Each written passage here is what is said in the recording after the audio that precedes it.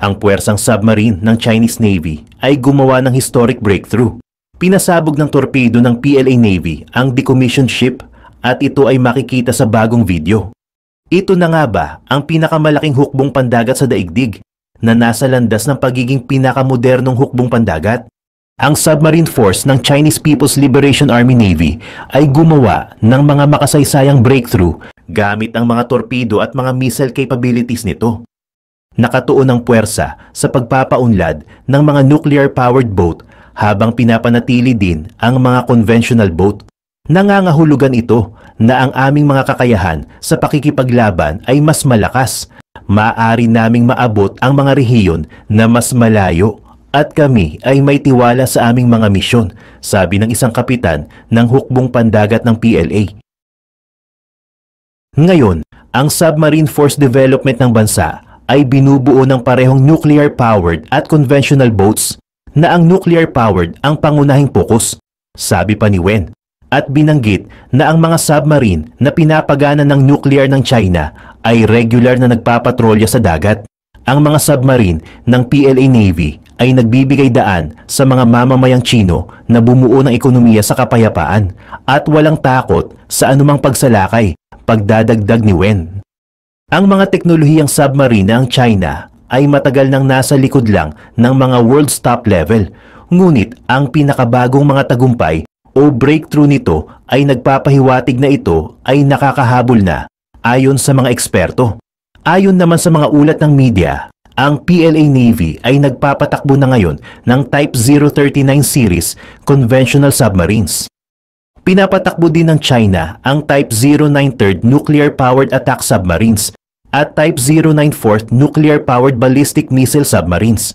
Inilabas ng China ang isang video na nagpapakita ng isang decommissioned naval vessel na pinalubog ng isang torpedo na nanggaling mula sa isang submarine.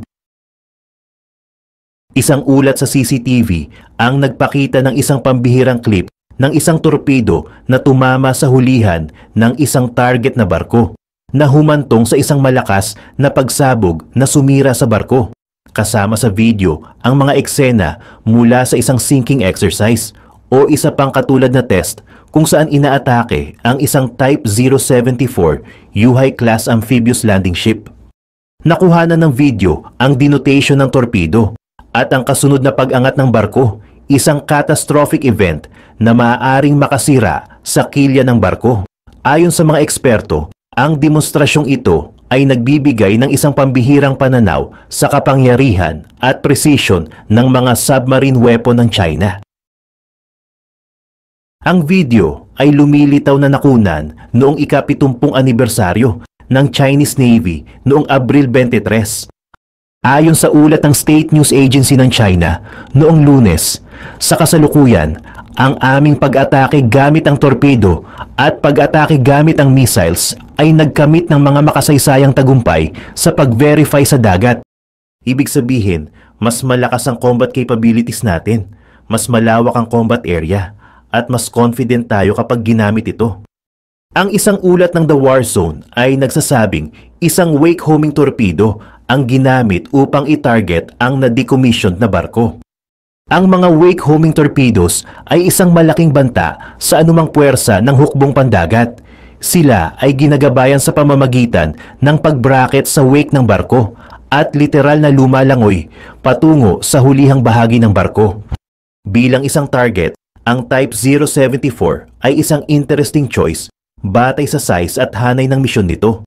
Ngunit ang paghunting at pagsira ng mga landing craft na katulad nito ay tiyak na nasa ilalim ng Plan Attack Submarines mission ayon sa ulat ng The War Zone. Si Xi Jinping ay nagtakda ng isang pananaw para sa pagbabago ng People's Liberation Army sa isang Blue Water Navy na kinabibilangan ng pagbuo ng isang mabigat na fleet ng mga submarine para sa digmaan sa ilalim ng dagat. Ipinagmamalaki ngayon ng Beijing ang pinakamalaking hukbong dagat sa mundo kung ang pag-uusapan ay ang hull count nito at ang China ay patuloy na naglulunsad ng mas maraming naval at commercial ships, mas marami kaysa sa ibang mga bansa. Ang lumalawak na surface at submarine fleet na ito ay umaayon sa layunin ni Xi Jinping na lumikha ng modernong puwersang panlaban na may kakayahang mangibabaw sa rehiyon. Ang PLA Navy ay mayroong 17-1 class submarine na aktibong nagsiserbisyo sa iba't ibang fleets nito. Dumako naman tayo sa mga kaganapan sa ating bansa. Ang US at Pilipinas ay nagsasagawa ng mga drill na may layuning protektahan ang ating teritoryo.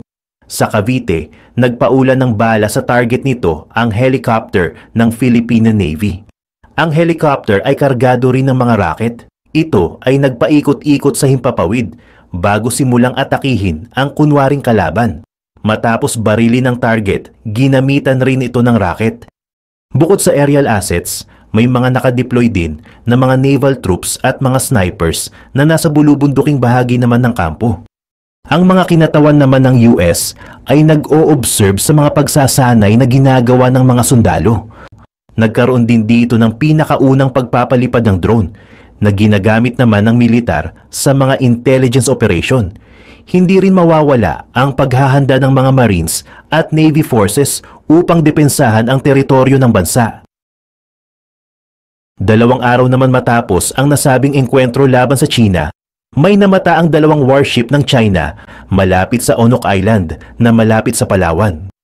Ayon sa kwento ng dating barangay chairman sa bayan nito, sila daw ay galing sa medical mission at naglalakbay na pauwi nang makita nila ang 2 barkong pandigma ng China sa pagitan ng 2 isla. Noong una ay inakala nila na barko ito ng Pilipinas, ngunit nakita nila ang watawat ng China na nakakabit sa nasabing barko. Ayon pa sa doktor na kasama nila, lumapit pa umano ito sa kanila ng halos 1 kilometrong layo.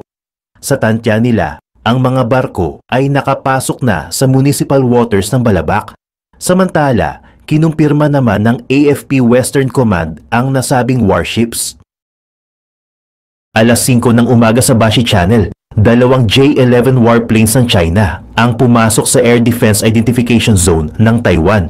Ang layunin ng mga warplanes na ito ay routine patrol. Marami ngayon ang nagtataka kung bakit naging madalas na ang routine patrols ng China nitong mga nakaraang taon. Ano ang hinahanap ng mga eroplano ng China sa karagatan ng Taiwan?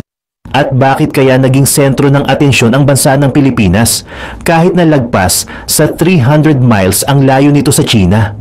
Ang maikling sagot dito ay ang katotohanan na ang Bashi Channel ay isang critical na hotspot para sa China at US. 2 ang mabigat na dahilan kung bakit critical na lugar ang Bashi Channel. Una, kapag natuloy ang pananakop ng China sa Taiwan, magiging importanteng punto ng operasyon ang Bashi Channel. Pangalawa, importante ang Bashi Channel sa pagpapalakas ng maritime borders ng China. Maituturing rin na bottleneck ang Bashi Channel para sa kalakalang pandagat at nandito rin sa channel ang mga underwater internet cables na nagkokonekta sa Southeast at South Asia sa North America at Japan. Kaya naman tinuturing ng mga eksperto na mahalaga ang Bashi Channel sa aspeto ng military strategy at geopolitics kahit na hindi masyadong kilala ang lugar sa Indo-Pacific region at pagdating sa importansyang stratehikal, halos kapantay na ng Bashi Channel ang Malacca at Taiwan Straits. Alamin natin ang buong detalye tungkol sa importansya ng Bashi Channel at kung paano ito posibleng makaapekto sa sigalot ng China at US. Napag-isipan na ng mga Chinese generals kung ano ang mga posibleng mangyari sa planong pananakop sa Taiwan. 2 aspetong panlupa ang tinitingnan ng mga Chinese generals. Ang mga malalaking bundok na humahati sa isla ng Taiwan at ang 3 choke points o mga kritikal na lugar na naghihiwalay sa Taiwan mula sa iba pang parte ng mundo. Ang unang choke point sa Taiwan ay ang Yonaguni Channel sa bandang hilaga at ito ay may lawak na halos 70 miles. Hinihiwalay ng channel ang isla ng Formosa mula sa pinakakanlurang punto ng Japan, ang Yonaguni Island. Inaasahan ng mga eksperto na maglalagay ng cruise missiles ang Japan sa Yonaguni Island bago matapos ang taon. Ang ikalawang choke point ay ang Taiwan Strait. Ito ang pinakaimportante sa 3 choke points dahil mayroon itong lawak na halos 100 miles. At ito ang humihiwalay sa Fujian Province sa mainland China at west coast ng Taiwan. Ang ikatlong choke point ay ang Bashi Channel at ito ang sentro ng ating analysis ngayon. Mababa sa 90 miles ang lawak ng Bashi Channel at ito ang humihiwalay sa pinakatimog na parte ng Taiwan at isla ng Amianan, ang pinakahilagang punto ng Pilipinas. Para sa China, importante ang Bashi Channel sa pagsakop ng Taiwan dahil sa paglatag ng hindi nababaling supply lines. Ang pinakamalaking port ng Taiwan ay ang Kaohsiung at malapit ito sa Bashi Channel. Tinagurian ng Kaohsiung na ika-15 pinakamalaking port sa mundo at ito rin ang responsable sa pagpasok ng krudo at malalaking kargamento sa Taiwan. Kahit na mayroon pang 6 na major cargo ports ang Taiwan tulad ng Taipei, Keelung, Hualien, Suwao, Taichung at Anping, halos 62% ang total cargo volume na hawak ng Kaohsiung.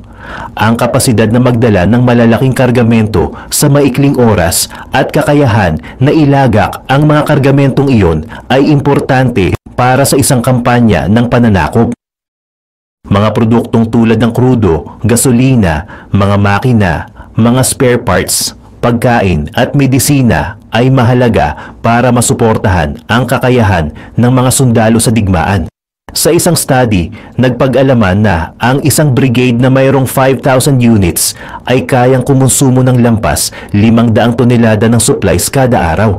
Halos 90% ng konsumo na iyon ay krudo at pagkain. Kung lalapag ang mga tropa ng China sa Taiwan, kailangang makubkob nila ang Kaohsiung sa kahit na anong paraan. Kasama na rin dito ang Bashi Channel para makontrol ang pagpapadala ng supplies at maharangan ang mga elementong posibleng tutulong sa Taiwan. Alam ng mga Chinese strategists ang mga anggulo at posibilidad na ito. Kaya naman 6 na fire drills ang isinagawa sa Taiwan mula noong 2022 at 2 rito ang ginawa sa timog ng Taiwan malapit sa Kaohsiung. Ang mga fire drills na ito ay nag-trespass sa teritoryong pandagat ng Taiwan. Malayo ang fire drills na ito sa 1995 to 1996 live exercises na isinagawa ng China sa kanilang teritoryo. Ito ang patunay na importante talaga sa China ang Taiwan, pati na ang mga choke points na nakapalibot dito. Kaya naman, laging lumilipad ang mga eroplano ng People's Liberation Army o PLA sa Taiwan para malaman nila ang modernong kakayahan at limitasyon ng Taiwan. Importante rin sa US ang Kaohsiung at Bashi Channel sa halos parehong dahilan ng China. Kung para sa China ay logistical base ang Kaohsiung, tinuturing naman ng US na importante ang lugar sa aspeto ng depensa. Sa tulong ng Kaohsiung, madidepensahan ng US ang teritoryo ng Taiwan gamit ang mga US military bases sa Japan at Pilipinas. Critical ang lokasyon ng Bashi Channel sa aspeto ng depensa dahil mahaharangan nito ang mga puwersang tatawid patungo sa South China Sea. Ang Bashi Channel rin ang tanging malawak na daluyan papasok sa South China Sea, kaya naman pinag-aagawan ito ng mga superpower na bansa tulad ng US at China. Importante rin ang Bashi Channel sa tinatawag na military force projection o pagpapakita ng military power ng mga bansa sa rehiyon. At dahil konektado ang Taiwan at Pilipinas, maikling oras lamang ang kailangan para makagawa ng supply lines na abot sa lahat ng direksyon, kasama na ang Japan. Kapag nakontrol ng US ang Bashi Channel, mapipigilan rin ng bansa ang planong pananakop ng PLA pati na ang military force projection ng bansa sa Pacific. Sa ganitong paraan, mababawasan ang landing spots ng PLA at mas madali silang malulupig sa strategic planning. Kaugnay ng depensa ng Taiwan, lumabas ang balita na mayroong 4 na bagong military bases, ang US sa Northern Luzon sa Pilipinas. Dahil dito, lumakas ang military force projection ng US sa South China Sea at nadagdagan ang air superiority ng bansa. Kahit na malakas ang kakayahan ng US Navy, ang mga fighter jets na sumasabak sa routine operations ay kayang tumakbo lamang ng ilang oras. Bukod dito, kailangan na rin nila ng matinding maintenance. Kaya malaking tulong talaga ang mga military bases dahil pwede silang maging landing areas at maintenance facilities na makakatulong sa air superiority ng US. Noong March 2023, na-deploy na ang mga F-22 fighter planes sa Pilipinas at nagkaroon rin ng live exercises kasama ang Philippine Air Force. Lalong tumatag ang air superiority ng US sa South China Sea at lumawak na rin ang distansyang kayang i-cover ng US. Nakatulong ang karagdagang military bases at air superiority para tapatan ang long-range bombers ng PLA Air Force. Kaya sa ngayon, ang teritoryo ng Pilipinas ay tinuturing na deterrence o pagpapabagal sa mga planong militar ng PLA. Para sa PLA, ang pagkakaroon ng military bases sa North Luzon ay nakakaalarma.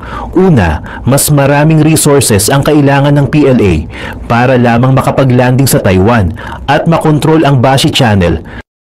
Pangalawa, ang lokasyon ng mga bases sa North Luzon ay kayang abutin ang mga syudad sa katimugang China na mayroon na lamang distansyang 600 miles mula sa mga bases. Sa aspetong stratehikal, kinulang ang China ng isang paraan na madalas gamitin ni Chairman Mao noong Civil War, strategic space o malawak na stratehikal na lokasyon.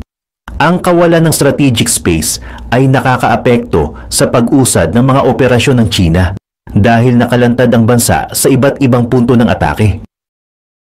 Ang mga US military bases sa South Korea at Japan ay may distansyang mababa sa 600 miles mula sa major Chinese cities tulad ng Beijing at Shanghai. Noon, tinuturing ng mga Chinese strategists na isang malaking lawa ng China ang South China Sea. Pero dahil nagkaroon na ng mga malalapit na US military bases sa North Luzon, nabawasan ang strategic space ng China. Posible na ring maging military targets ang mga lugar ng Shenzhen, Hong Kong at Zhejiang.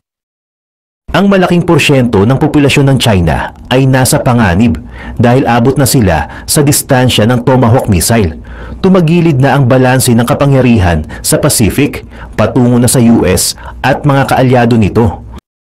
Nalagay rin sa alanganin ang maritime border security ng China dahil sa kawalan ng malaking access points sa karagatang Pacific.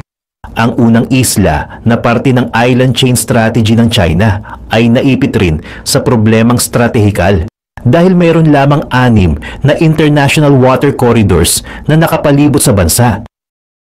4 sa mga islang ito ay malapit sa Nansei Shoto at ang natitirang 2 ay malapit sa katimugang Taiwan.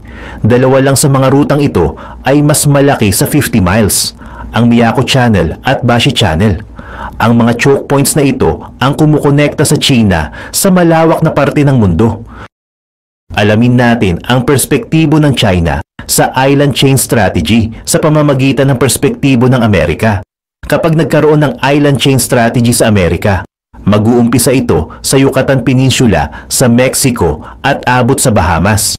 Ang bansa ng Cuba sa ganitong perspektibo ay pwedeng ituring na Taiwan. Kapag nakapag-deploy ng libu-libong tropa ang China, kabilang na ang mga tangke at fighter jets malapit sa US mainland, mahaharangan nila ang mga rutang pandagat mula sa Gulf of Mexico hanggang sa karagatang Pacific at Atlantic. Ang huling insidenteng maihahalin tulad dito ay nangyari noong 1962, ang Cuban Missile Crisis, kung saan naging malapit sa mainland US ang mga missiles ng Soviet Union. Sa ganitong perspektibo, makikita natin kung bakit importante ang Bashi Channel sa Beijing. Pati ang Pilipinas ay importante rin upang makontrol ang ruta patungo sa karagatang Pacific hanggang sa South China Sea. Importante para sa China na kontrolin ang mga teritoryong ito upang mapalawak ang strategic space at maritime border security ng bansa. Pero hindi lang sa anggulo ng strategic projection ang importansya ng Bashi Channel at Pilipinas. Importante rin ang mga lokasyon na ito sa daluyan ng global data traffic. Ayon sa datos, halos 99% ng data traffic ang dumadaan sa Bashi Channel sa pamamagitan ng submarine cable network. Nagsilbing bottleneck ang Bashi Channel sa data transmission sa gitna ng North America at Asia. Ang underwater cable network na ito ay responsable sa pagpapadaloy ng data files tulad ng mga litrato, military secrets, industrial secrets, at marami pang iba.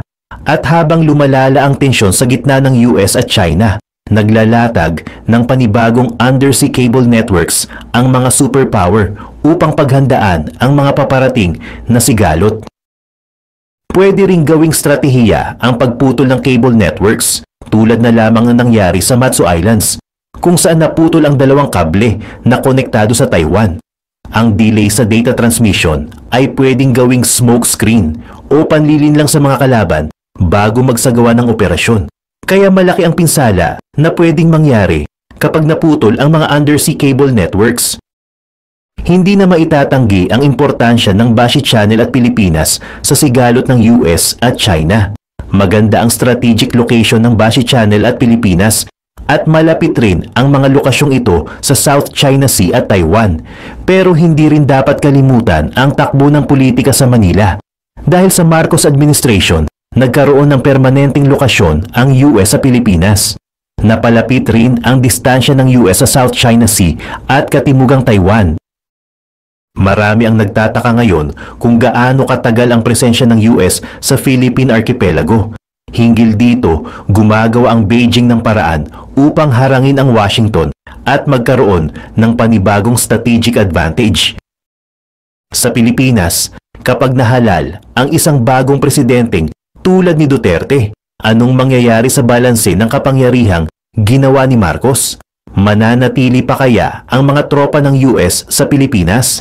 Tinitingnan ngayon ang anggulo ng political U-turn na posibleng mangyari sa susunod na Philippine presidential elections. Pilipinas nga naman ang pinakamahinang punto sa island chain strategy ng China. Pero kahit na malaki ang impluwensya ng politika, hindi maitatanggi na mas importante ang aspetong geographical. Ang Bashi Channel at Pilipinas ang posibleng magdikta ng direksyon ng sigalot sa gitna ng US at China sa darating na mga taon.